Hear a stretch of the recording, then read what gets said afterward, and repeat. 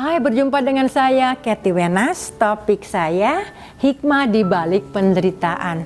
Penderitaan saya yakin semua orang tidak mau atau tidak suka menderita atau diberi penderitaan. Karena banyak orang yang berasumsi ya bahwa penderitaan itu suatu tanda yang buruk jika terjadi dalam hidup kita. Bahkan ya ada beberapa teman saya nih ya yang percaya ya hidup yang diberkati tidak harus melewati penderitaan. Apakah benar bahwa penderitaan adalah suatu tanda bahwa Tuhan sedang menghajar kita atau sebaliknya? Jawabannya bisa benar atau sebaliknya.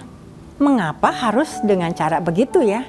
Karena setiap manusia termasuk saya ya punya sifat dasar yang egois atau self-centered, sering merasa benar ya. Ada juga yang tidak punya empati atau tidak peduli terhadap penderitaan orang lain ya.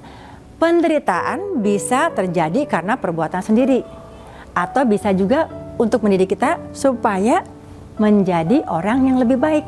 Semua itu tergantung Anda untuk meresponinya ya. Apakah kita mau introspeksi diri dengan mencari tahu kesalahan kita yang tidak pernah disadari atau blind spot kita.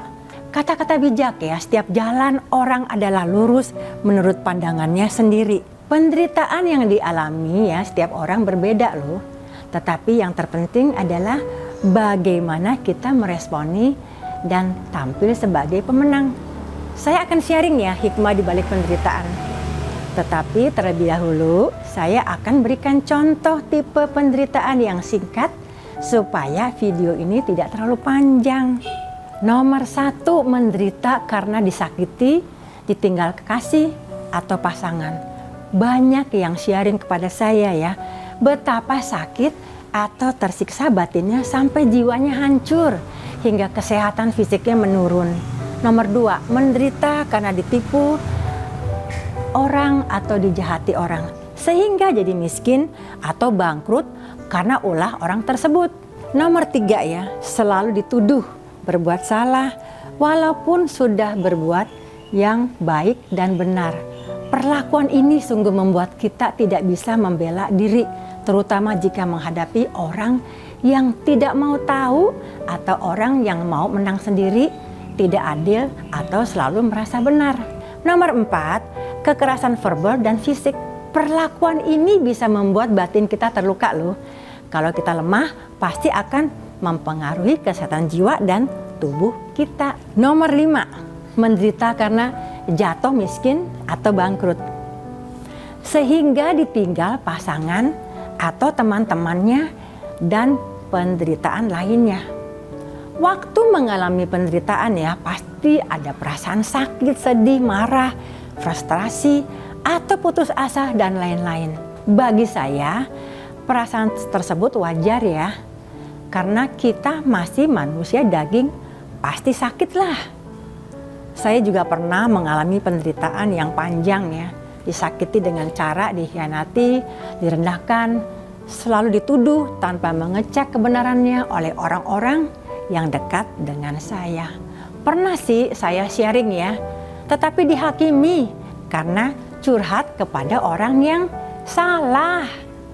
Tanpa disadari saya lebih terfokus kepada penderitaan sendiri atau mau dikasihani daripada fokus kepada rencana Tuhan yang lebih baik. Banyak orang termasuk saya ya tidak mengerti atau sulit ya untuk menerima bahwa Tuhan ada rencana yang lebih baik bagi kita, tetapi harus lewati lembah kekelaman. Apalagi zaman sekarang banyak manusia yang tidak peka atau tidak percaya akan rancangan Tuhan bagi setiap individu. Setelah lewati lembah kekelaman ya, saya baru menyadari ternyata ada hikmah di balik semua penderitaan. Seperti apa sih hikmahnya? Saya masih ingat ya waktu saya masih kecil. Nasihat orang bijak yang diberikan saya ya bahwa jalan ke surga itu sulit dan sempit. Atau untuk menjadi emas yang murni, kita harus melewati proses pembakaran dengan panas yang tinggi. Dari pengalaman beberapa orang ya atau saya bahwa ada hikmah di balik penderitaan. Nomor 1, ditinggal mati atau cerai oleh pasangan. Memang ya sangat menyakitkan ya. jika ditinggal mati atau diceraikan oleh pasangan. Malah ya, banyak yang tidak tahu alasannya. Ada juga karena kesalahan salah satu pasangan yang egois, bebal, atau tidak peduli, dan lain-lain. Jika sudah terjadi ya, apa yang bisa kita lakukan? Saya yakin pasti ada hikmahnya, yaitu kita bisa menolong atau menjadi seorang yang punya empati terhadap orang-orang yang kesepian atau yang sama seperti yang kita rasakan gitu loh. Nomor 2, miskin atau bangkrut karena ditipu. Hikmahnya, kita akan menjadi lebih berhati-hati dalam mengelola uang atau berbisnis. Akan menjadi seorang yang lebih rendah hati terhadap orang miskin, juga tidak akan menipu ya, yang dapat menghancurkan hidup orang lain. Nomor 3, sering dituduh atau diperlakukan tidak adil.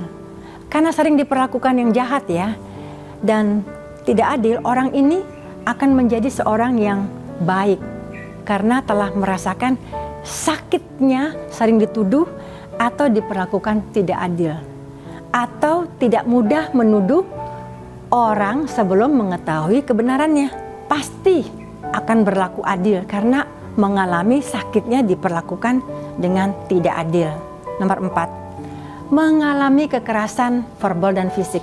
Rasanya sakit loh, seperti ditusuk hati kita jika seorang mengatakan kata-kata yang mengutuk ya. Kata-katanya seperti manusia goblok kamu, atau kata-kata yang jauh lebih kasar. Jika Anda mengalami kekerasan ya fisik, ada rasa tidak aman berada dekat orang-orang yang punya tabiat seperti itu.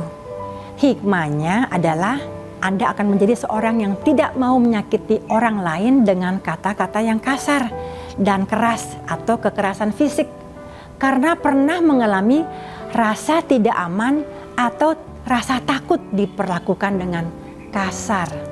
Nomor 5, jatuh miskin atau bangkrut. Dalam hidup setiap manusia pasti akan mengalami titik terendah. Rasanya sakit juga ya waktu berada dalam kondisi tersebut, karena kita akan merasa rendah loh, tidak berdaya, malu untuk bertemu dengan teman-teman. Dibutuhkan waktu untuk mengerti bahwa ada hikmah di balik semua penderitaan. Waktu menulis artikel ini ya, pas saya lagi bingung nih untuk melanjutkan gitu loh. Lalu saya buka TV ya untuk istirahat. Percaya atau tidak ya, saya langsung buka channel Hits Movie pada jam 9 malam. Film itu It's a Wonderful Life. Cerita singkatnya ya, adalah pria ini tidak bisa melihat sisi baik dari kehidupan yang diberikan Tuhan. Bahkan dia selalu bersungut-sungut waktu mengalami masalah yang besar dan ingin bunuh diri. Akhirnya pria ini bisa berbahagia loh setelah dia sadar dan betapa berharga familinya dan bisa melihat sesuatu yang baik di balik penderitaannya. Jadi bagi Anda yang sedang mengalami penderitaan, harus yakin ya bahwa Anda akan dibentuk menjadi seorang yang tegar ya dalam menghadapi masalah, tidak mudah putus asa, punya empati, rendah hati, sabar, dan perbuatan baik lainnya. Jika Anda mau berubah cara berpikir, bertindak yang menuju kebaikan dan bukan berbuat yang Anda pikir benar tetapi salah, pasti cepat atau lambat mendapat pemulihan dalam segala hal. Semoga video ini bisa menjadi inspirasi dan salam dari saya, Katy Wenas.